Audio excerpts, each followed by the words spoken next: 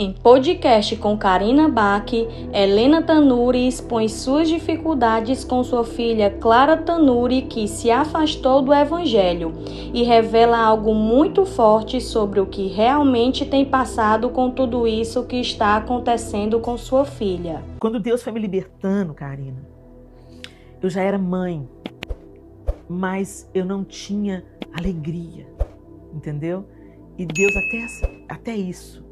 Foi uma cura tão radical que inaugurou uma nova vida, inclusive na intimidade do casamento, entendeu? Eu virei uma outra pessoa, né? E finalmente eu pude fazer o meu marido mais feliz, né? E tal. Porque ele era feliz, mas ele ficava insatisfeito por eu não ter plenitude, né? E quando nasceu o nosso terceiro filho, que foi justamente no período onde Deus estava fazendo muitas coisas, muita cura, trazendo muita cura na minha vida, o João, eu comecei a enxergar o João de outra forma. Aí eu comecei a ver que ele tinha sido canal de Deus para me curar, que ele tinha sido tão generoso, tão gentil, tão paciente. Enquanto estava acontecendo, você não percebia. Né? Literalmente, é como se as escamas dos meus olhos caíssem. Né? E eu olhei para o João e falei, João, nunca mais te digo não. Entendeu? O olhinho dele brilhou. Assim, e ele sabia, ele estava acompanhando todo o processo. Né, Deus quebrou tudo para reconstruir uma outra Helena. Né? E aí ele inaugurou um novo tempo na nossa vida. Então Deus mexe em todas as áreas da vida. Né? E ali começou um novo tempo, inclusive nessa área. Né? Mas teve muita paciência, muita conversa, né, para Deus ir me aliviando essa carga, me curando completamente a ponto de eu poder vivenciar plenamente, né, o meu casamento. Na maternidade, Helena, a maternidade era um sonho? Não. Teu? Não, nunca foi um sonho. Eu nunca me senti muito maternal. Eu sempre fui muito assim, ai que bonitinho, criança, entendeu? Assim, Sim. Eu nunca me senti muito maternal. Mas quando a Clara nasceu, minha primeira filha, né, eu senti todo aquele amor, veio com ela, aquele amor, né, e tal, mas também aquele peso da responsabilidade. É muito assustador, né, quando a gente tem um primeiro filho, é muito assustador. E você já estava produzindo, já estava trabalhando? Já estava, né, então... já era do Eu Chamar, já cantava do Eu Chamar, ainda não tinha chegado na época do Diante do Trono. Mas assim, foi muito assustador, tudo novo, uma criança, um bebê chorando à noite, sabe aquela coisa assim meio traumática, né? Mas superamos, e daí quando a Clarinha estava com 4, 5 meses, ela sempre esteve aqui, nos adaptamos. Mas quando meu segundo filho nasceu, o Miguel nasceu, aí eu senti uma diferença de um e de outro. Eu me conectei ao Miguel, de uma forma que eu não tinha me conectado à Clara. Né? E isso evidenciou um problema. Porque, o que eu percebi? O Miguel era o João, a Clara era eu. Eu me via de novo na Clara. E até ali, Karina, eu não gostava da Helena. Eu não queria Helena. Entendeu? Nada em mim era bom. Então, quando as pessoas falavam assim, Helena, ela é a sua cara. Ela é igual até você. Isso você falava, não queria. Eu não queria, entendeu? Eu não falava isso com a minha boca, mas dentro de mim, eu falei, não, ela não é não. Entendeu? Ela é igual o pai dela, entendeu? E ela tinha as reações igual as minhas, ela tinha o temperamento igual o meu, entendeu? E isso começou a gerar atrito. E aí, aquilo me deu muito desespero, porque eu sentia assim, eu não amo o suficiente a minha filha como eu amo o Miguel, né? E aí eu fui para Deus. E também você só se deu conta depois que pôde comparar. Sim, quando eu pude porque comparar. Até então estava no automático. Estava no automático, entendeu? A gente só tinha ela, eu não tinha padrão de comparação. Sim. Né? E o Miguel nasceu com parto difícil. Ele nasceu com cordão umbilical enrolado, ele quase morreu. Ele teve um grande livramento. Quando o Miguel veio para o meu colo, ele estava com a parte branca do olho, vermelho sangue. E ele estava todo pintado de tanto que o cordão, se ela tirasse, foi parto normal, se ela tirasse ele até o fim, ela tinha matado ele. Mas como ela percebeu que ele estava com uma oxigenação baixa, ela desconfiou que era uma circular. Quando ela me tocou, ela viu que era uma circular e tentou tirar como um colar do bebê, mas ela não conseguiu. Então, o que ela fez? Quando ela tirou a cabeça dele, ela parou ele para cortar o cordão umbilical ali. Nessa parada, eu desfaleci de fazer o esforço. E aí eu quebrei a clavícula dele. Eu apertei ele quebrou a clavícula. Gente. Então, quer dizer, ele veio para mim todo com o olhinho branco, todo vermelho, todo pintado e com a clavícula quebrada. Então enfaixaram, ele ficava imobilizado e ele chorava horrivelmente de 6 da tarde até meia-noite, todos os dias. Mas aquilo não importava. Eu estava pronta para acolher aquele bebê, para cuidar daquele bebê. Eu olhava para ele e falava assim, ele é lindo, ele é lindo. E o pessoal olhava para mim, tipo assim, ele estava todo inchado, todo pintado, né? O Samuel Misraí, que é um amigo de longa data, né? Foi visitar, falou assim, eu falei assim, não é lindo, Samuca. O Samuca olhou e falou assim, Helena, vai ficar. Vai ficar. Hoje ele tem cara de joelho. Samuca, vai embora daqui. Sai daqui. Eu ficava brava, né? Eu me conectei a ele de um jeito... Eu tinha uma paciência que eu não tive com a Clara. E o João, em contrapartida, o João ficava desesperado quando ele começava a chorar. E eu falava com o João, João, deixa o Miguel comigo. Vai cuidar da Clarinha. Entendeu? E aí eu fui deixando a Clarinha pro João. A Clarinha pro João. E eu me concentrava no Miguel. E ela começou a sentir. Sim. Né? Ela começou a sentir. E eu também comecei a sentir. E eu tentava reparar isso, Karina, com presente. Olha, filha, o que mamãe trouxe para você? Eu enchia a Clara de presente. Mas ela não precisava de presente. Ela precisava de amor. Sim. Ela precisava de olho no olho, ela precisava de ser ouvida, ela precisava de colo. Sim. Entendeu? Ela regrediu, ela tinha 3 aninhos. Ela quis voltar a mamar no peito. Nossa. Porque ela viu o Miguel mamando no peito. É um jeito dela ter a tua atenção. Exatamente, Né? entendeu? E acaba gerando até, às vezes, tem criança que começa a ficar doente mais facilmente, porque fala assim, eu vou ser cuidada. Sim. Quando eu tô doente, eu me dá o remédio, mãe, me dá atenção. Isso, não é? Exatamente. Então, isso ficou muito claro, assim, né? Essa diferença. E eu não conseguia entender por que eu estava aqui. Senhor, ela é minha filha, me ajuda. Como é que eu posso ter essa barreira? Também, né? É uma culpa. Como é que eu posso ter essa barreira com a minha filha? Né? Mas aí, Karina, alguns anos mais tarde, quando a Clarinha aí já estava com 6 anos, aí eu entendi. O problema era eu, não era a Clara. O problema eram as feridas que eu carregava. Os problemas eram os meus traumas, o meu sentido de inadequação, né? Eu me conectei ao Miguel, porque o Miguel era homem, era diferente de mim, era o João, entendeu? E a Clara era eu. E eu comecei a ouvir muitas mães que têm esse problema. Elas têm uma ruptura com a filha e se conectam ao filho. Né? Mas isso não é de Deus, gente. Não é de Deus preferir um filho. Não é de Deus. A gente vê na Bíblia mesmo quanto dano isso causou. Na vida de Esaú e Jacó, né? Nas comparações entre os irmãos de José. A gente sabe isso, o dano que isso causa. Né? Então é uma causa que a gente tem que levar diante de Deus e falar, Senhor, me ensina a amar os meus filhos. Cada um na sua diferença, na sua peculiaridade, eles têm um propósito de vida. Eles são amados pelo Senhor. Eu não posso aceitar isso como normal, porque não é. Né? E o Senhor foi me ensinando, me curando, né? Me fazendo ver a Clara de um outro jeito. E aí eu fui me aproximando da Clara, me conectando com a Clara novamente. Deus foi fazendo uma obra. Mas esses anos... Ela se abria? Ela falava como ela se sentia? Não, ela não falava. Ela era... mas aí, quando ela entrou na adolescência, assim, eu passei a ver claramente. Ela não se gostava. Era eu de novo. Sim. Ela não se gostava. Ela não se sentia aceita. Ela sentia, você prefere o Miguel, o Arthur.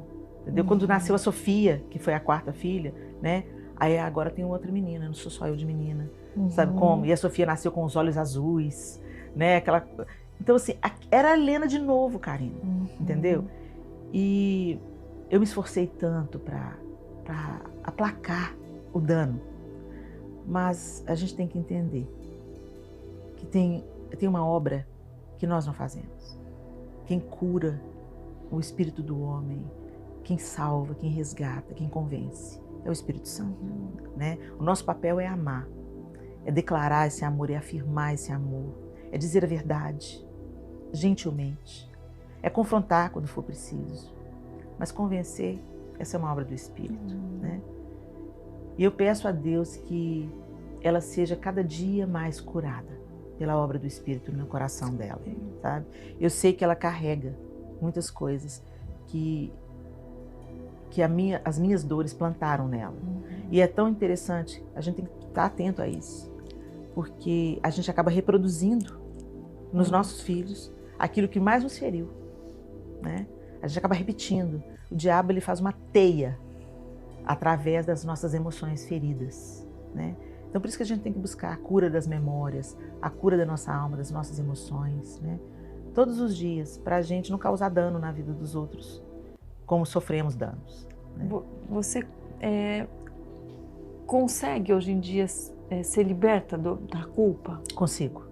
Hoje sim. Porque eu vejo, né, nós somos fadados ao erro, né? A gente erra, por mais que a gente tenha o arrependimento, eu sei que é um processo, Sim. né, esse de se curar. Foi maravilhoso o dia que eu estava fazendo terapia, né? A minha terapeuta falou assim, Helena, eu cheia de culpa. Eu não fiz isso, eu tinha que ter feito aquilo, a culpa é minha, né? E ela falou assim, Helena, você fez o que você deu conta. Essa frase foi libertadora para mim, entendeu? Porque naquele período que a Clara nasceu, eu não dava conta nem de mim, cara, entendeu? Eu fui uma mãe presente, eu não abandonei, eu não negligenciei, entendeu? Eu fui aquela mãe participativa, mas eu não amava nem a mim mesma. Como é que eu podia amar a outra? Entendeu? Então, isso o Espírito Santo foi me ajudando a processar isso. Mas eu quero fazer uma história nova.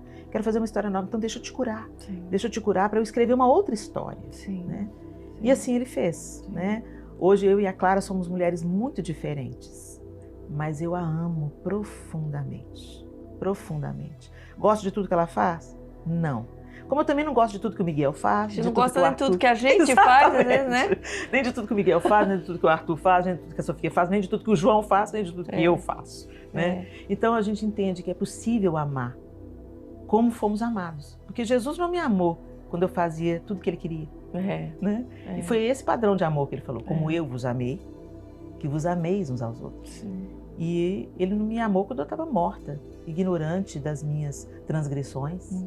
Eu já fui amada ali, né? Então, ele foi me ensinando e isso foi importante para eu me perdoar. Né? Eu precisei de me perdoar. Sim. Porque, sem dúvida, eu errei. Mas eu não tinha condição, né? E aí eu fui lembrando das coisas boas, porque a gente só se lembra das coisas ruins, né?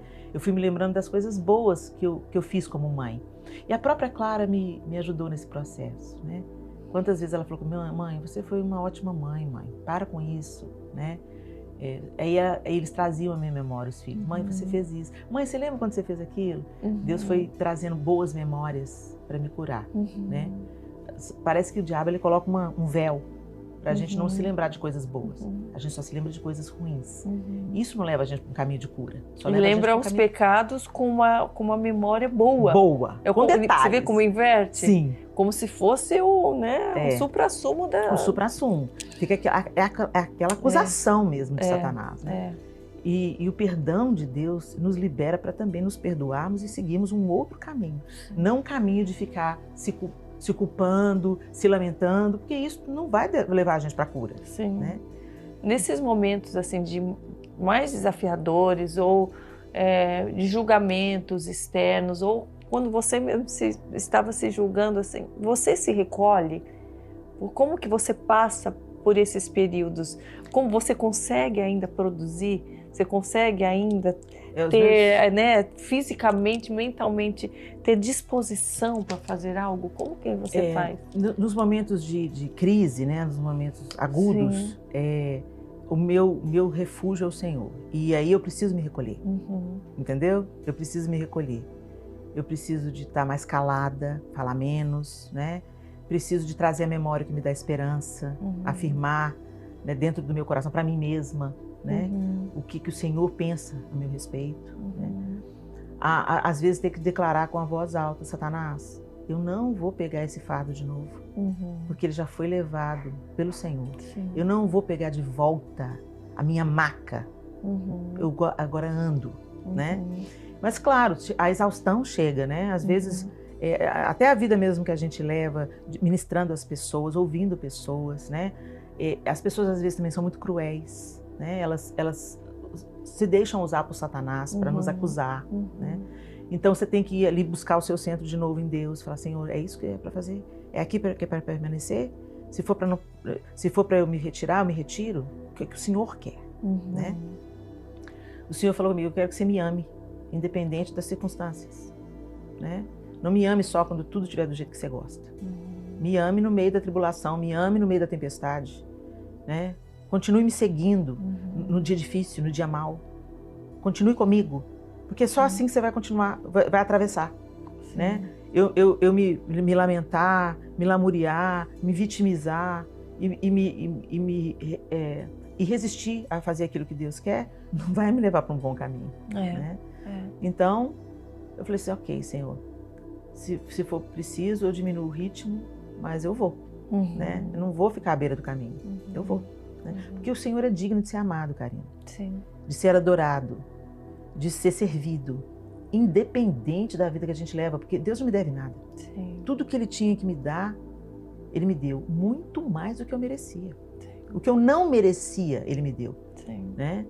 Me deu redenção, me deu salvação, me deu acesso a Ele, né? Lavou as minhas vestes, pôs um anel no meu dedo, uma sandália nos meus pés e deu uma festa quando eu voltei para casa. Entendeu? Então, Ele é digno de ser adorado, não só quando Ele me dá aquilo que eu quero, não só quando Ele responde às minhas orações e súplicas, mas quando eu permaneço confiante, mesmo quando a resposta dele é espera, espera, espera, se aquieta.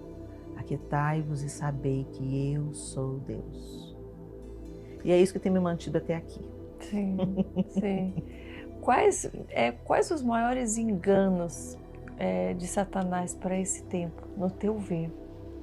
Diante de tudo aquilo que você já viu desde lá de trás, que ele vai embalando diferente, né? Sim, sim. Ele usa mesmo as estratégias, porque a gente vai percebendo na nossa vida como muitas coisas vão se repetindo, como vão chegando as lutas, os enganos dele embaladinho assim, sim, né? A gente vai ficando mais esperto, né? Mais esperto, mais aguçado, assim, para perceber quando ele se aproxima.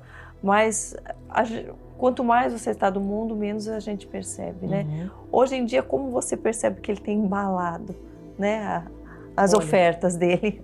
Eu percebo muito o desejo de autossuficiência, né? As pessoas, sem perceber, elas vão confiando em si mesmas. Elas vão confiando na sua própria capacidade intelectual, elas vão confiando nos seus dons, seus talentos, né? Na visibilidade que elas têm, no número de seguidores que elas têm, em quantas pessoas elas conseguem reunir, né? Isso em relação a lideranças, né? E aí ele prende dois grupos de pessoas. Um grupo de pessoas que tem ministério, que falam, que trabalham na igreja, que servem, seja em qual for função, mas que tem um desempenho na igreja, ele prende no orgulho e na autossuficiência. E aquelas pessoas que não são capazes de desempenhar alguma coisa na igreja, elas desprezam o que elas estão fazendo hoje, às vezes como profissionais liberais, às vezes como donas de casa e mães. Deus também tem um propósito nisso, né? Nem todo mundo tem que estar em destaque, nem todo mundo tem que ser líder para estar dentro da vontade de Deus. Mas nesse mundo de aparências, né, as pessoas ficam aprisionadas no vitimismo, né? E isso gera até canções, né? A minha hora vai chegar, o meu Deus vai me honrar. Gente, isso não tem nada a ver com a Bíblia. Porque, olha, na Bíblia, os discípulos, por serem discípulos, apóstolos de Cristo, eles foram mortos, eles foram martirizados, entendeu? E eles aí, não foram honrados? O próprio Filho de Deus, como foi moído por nossa causa, ele não estava sendo honrado? O que a gente está chamando de honra? Glória de homens? É isso que a gente está chamando de que Deus está me honrando? Isso é uma mentira, Karina, né? E ele aprisiona dois tipos de pessoas, né? Ou no orgulho e na autossuficiência. Eu sou, Deus está me usando, Deus está fazendo. E aí elas se tornam independentes de Deus, vão caminhando com as próprias pernas, pensando que Deus está sendo aprovado. Né? Mas Deus usa a mula, Deus usa a pedra. Deus não me usa por causa dos meus dons. Deus me usa por quem Ele é. Entendeu? Ele me deu os dons, inclusive. Entendeu? E Ele pode revogá-los se Ele quiser, né? Mas Deus é o responsável por tudo que eu sou, por tudo que eu faço, por tudo que eu vivo, por toda a libertação que eu experimentei e por todas que eu vou experimentar. O motivo é Deus, a razão é Deus, né? Então eu não posso me envaidecer e me apegar. O que eu faço hoje, Karina, pode mudar amanhã. E se eu não estou disposta a pegar numa vassoura com a mesma intensidade que eu pego o microfone, eu não sou digna de ser seguidora de Jesus. Porque Ele foi pela multidão e Ele foi para uma mulher em Samaria. Entendeu? Eu não posso exigir para quantas pessoas eu vou falar. Eu não posso exigir ter alguma remuneração para isso. Eu não posso exigir isso. Não estou julgando as outras pessoas, eu estou falando de mim, entendeu? Deus não me mandou fazer assim. Ele cuida de mim, Ele tem cuidado de mim, não tem me faltado nada, nada. Ele é o meu pastor. Eu assisti essa entrevista e foi nítido que a Helene está tentando jogar a culpa para si própria das atitudes da filha. Ela não aceita que a filha, infelizmente, é uma pessoa totalmente usada por Satanás e ela gosta de ser assim. Olhar o Instagram dessa Clara é muito triste. Completamente apostatada e perdida. Imagina ter uma filha feminista. É de chorar no banho.